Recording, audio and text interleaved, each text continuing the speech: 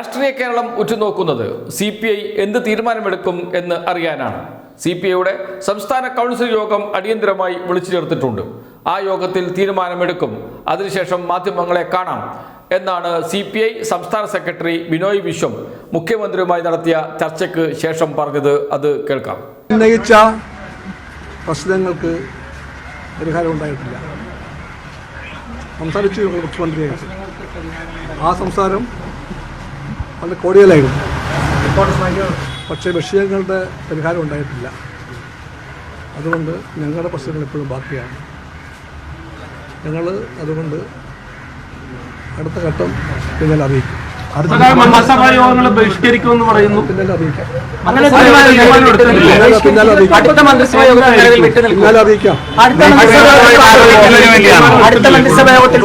Communist പാർട്ടിക്ക് leadership ഉണ്ട്, ഇവിടെയുണ്ട്, ഡൽഹിയിലുമുണ്ട്.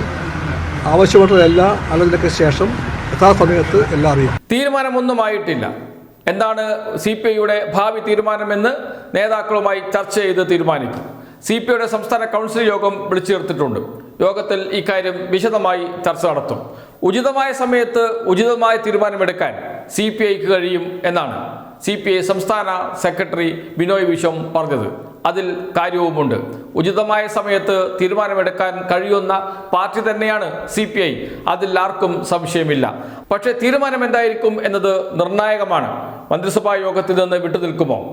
അത് ബുധനാഴ്ച നടക്കുന്ന മന്ത്രിസഭാ യോഗത്തിൽ നിന്ന് മാത്രമായിരിക്കുമോ? ഇനിയുള്ള എല്ലാ മന്ത്രിസഭാ യോഗത്തിൽ നിന്നും വിട്ടുനിൽക്കുമോ? മന്ത്രിമാരെ പിൻവലിക്കുമോ? എന്ന് വെച്ചാൽ മന്ത്രിമാർ രാജിവെക്കുമോ എന്ന്. അങ്ങനെ രാജിവെച്ച് പുറത്തേക്കിറങ്ങിയാൽ CPIക്ക് ഇടതുമുന്നണിയിൽ തുടരാൻ കഴിയുമോ? തുടങ്ങിയ പല ചോദ്യങ്ങളും ഉയരുന്നുണ്ട്. CPIയെ UDF സ്വാഗതം ചെയ്തിട്ടുണ്ട്. UDF കൺവീനർ തന്നെയാണ് സ്വാഗതം ചെയ്തിരിക്കുന്നത് എന്നോർക്കണം. പ്രതിപക്ഷ നേതാവ് VD സതീശൻ പക്ഷേ തുറന്ന് സംസാരിച്ചില്ല. തീരുമാനമെടുക്കേണ്ടത് CPI ആണ്. CPI രാഷ്ട്രീയ തീരുമാനം പ്രഖ്യാപിക്കട്ടെ, അതിനുശേഷം ഉചിതമായ തീരുമാനം എടുക്കും UDF എന്നാണ് VD സതീശൻ പ്രതിപക്ഷ നേതാവ് പറഞ്ഞത്. എന്നാൽ K Sudhakaran, Adoor Prakash, KPCC president Sunny Joseph തുടങ്ങിയവർ ഇപ്പോൾ തന്നെ സ്വാഗതം ചെയ്തു. അർഹമായ പരിഗണന, അർഹമായ സ്ഥാനം UDFൽ CPIക്കുണ്ടാകും എന്നാണ് നേതാക്കൾ പറഞ്ഞിരിക്കുന്നത്. UDF കൺവീനർ പറഞ്ഞിരിക്കുന്നത്. ഈ സ്വാഗതം സ്വീകരിക്കുമോ CPI എന്നാണ് അറിയാനുള്ളത്. അങ്ങനെ സ്വീകരിച്ചാൽ CPIയുടെ ഗതി എന്താകും എന്നത് മറ്റൊരു കാര്യം. അതല്ലാതെ എന്താണ് CPIയുടെ മുന്നിലെ പോംവഴി? സംസ്ഥാന കൗൺസിൽ യോഗത്തിൽ സംസാരിച്ച് CPI മുന്നോട്ട് വെച്ച സമവായ നിർദ്ദേശങ്ങൾ അംഗീകരിക്കുമോ എന്നതേ അറിയാനുള്ളൂ. ഉചിതമായ തീരുമാനം CPIക്ക് എടുക്കാൻ കഴിയുമെന്ന് പറഞ്ഞ CPIയുടെ സംസ്ഥാന സെക്രട്ടറി ഉചിതമായ തീരുമാനമെടുക്കും എന്ന് നമുക്ക് പ്രതീക്ഷിക്കാം. ആ തീരുമാനം LDFനോടൊപ്പം നിൽക്കാനും CPI മുന്നോട്ട് വെച്ച സമവായ നിർദ്ദേശങ്ങൾ അംഗീകരിക്കുകയും ചെയ്യുന്നതായിരിക്കും CPIക്ക് ഏറെ ഗുണകരം. അല്ലെങ്കിൽ CPI UDFലെ മൂന്നാം കക്ഷിയായി നടക്കേണ്ടി വരും. ഇപ്പോൾ മത്സരിക്കുന്ന സീറ്റുകൾ മത്സരിക്കാൻ കഴിയില്ല. ഇപ്പോൾ ലഭിച്ച മന്ത്രിസ്ഥാനവും ലഭിക്കില്ല. ചിലപ്പോൾ CPI പോയ ആ പോക്ക് കേരളത്തിൽ വലിയ രാഷ്ട്രീയ ചർച്ചയ്ക്ക് ഇടയാക്കുകയും LDFന്റെ പരാജയം അതോടുകൂടി നടക്കുകയും UDF വിജയിക്കുകയും ചെയ്യുമായിരിക്കും. പക്ഷേ എത്ര കാലം UDFനോടൊപ്പം നിൽക്കും CPI എന്ന വലിയ ചോദ്യം അവശേഷിക്കുന്നുണ്ട്. കോൺഗ്രസിന്റെയും ലീഗിന്റെയും ഒക്കെ സമ്മർദ്ദത്തിന് അടിമപ്പെട്ട് അവരുടെ കീഴിൽ CPI UDFൽ തുടരുമോ എന്ന ചോദ്യം. അതിനേക്കാളും വലിയ ചോദ്യമുണ്ട്. PMC പദ്ധതിയിൽ ഒപ്പിട്ടതിനെ തുടർന്നാണ് LDF വിടുന്നത്. ഒപ്പിട്ട് പദ്ധതി നടപ്പാക്കിക്കൊണ്ടിരിക്കുന്ന കോൺഗ്രസിനോടൊപ്പം ചേരാൻ കഴിയുമോ CPIക്ക് എന്ന ചോദ്യവും ഉയരുന്നുണ്ട്.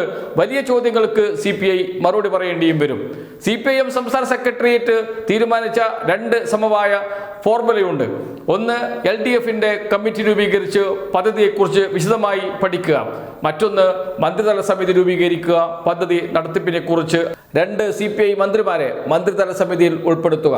അങ്ങനെ വരുമ്പോൾ പദ്ധതിയുടെ നടത്തിപ്പ് എങ്ങനെ എന്ന് കൃത്യമായും CPIക്ക് അറിയാൻ കഴിയും, മനസ്സിലാക്കാൻ കഴിയും. എവിടെയൊക്കെ ഇടപെടണമോ അവിടെയൊക്കെ ഇടപെടാൻ കഴിയും. അതായിരിക്കും CPIക്ക് ഏറ്റവും നല്ലത്. LDFന്റെ കമ്മിറ്റി വരികയും പഠിക്കുകയും റിപ്പോർട്ട് സമർപ്പിക്കുകയും ചെയ്യുക എന്നത് പദ്ധതി നടത്തിപ്പ് നീട്ടിക്കൊണ്ടുപോകാനുള്ള തന്ത്രമാണ്. അതാണ് CPI ആവശ്യപ്പെടുന്നത് എന്നും നമുക്കറിയാം. കാരണം പദ്ധതി നടപ്പാക്കരുത്. പദ്ധതി ഈ സർക്കാരിന്റെ കാലത്ത് പൂർണ്ണമായി നടപ്പാക്കാൻ കഴിയില്ല എന്ന് എല്ലാവർക്കും അറിയുന്ന കാര്യം തന്നെയാണ്. പക്ഷേ SSIക്കുള്ള ഫണ്ട് ഇപ്പോൾ ഒപ്പിട്ടില്ലെങ്കിൽ ഭാവിയിലും തടഞ്ഞു വെക്കപ്പെടും എന്നോർക്കണം. അത് തുടരേണ്ട പണമാണ്, ലഭിച്ചുകൊണ്ടിരിക്കേണ്ട പണമാണ്. പക്ഷേ PM ശ്രീ പദ്ധതി അടുത്ത അധ്യയന വർഷത്തോടു കൂടി തീരും എന്നുകൂടി ഓർക്കണം. ഇതെല്ലാം മുന്നിൽ കണ്ടുകൊണ്ടാണ് വിദ്യാഭ്യാസ വകുപ്പ് കരാറിൽ ഒപ്പിടാൻ തീരുമാനിച്ചത് എന്നത് മറ്റൊരു കാര്യം. പക്ഷേ CPIക്ക് അത് മനസ്സിലാകുന്നില്ല. CPIയുടെ അസ്തിത്വത്തെ തന്നെ ചോദ്യം ചെയ്തു എന്ന വികാരമാണ് CPI നേതാക്കൾ പങ്കുവെക്കുന്നത്. പക്ഷേ ഒരു കാര്യം ഉറപ്പിച്ചു പറയാൻ കഴിയും, CPM ഒരു തീരുമാനമെടുത്തു കഴിഞ്ഞു. ആ തീരുമാനം മുഖ്യമന്ത്രി തന്നെ CPIയുടെ സംസ്ഥാന സെക്രട്ടറിയെ അറിയിച്ചു കഴിഞ്ഞു.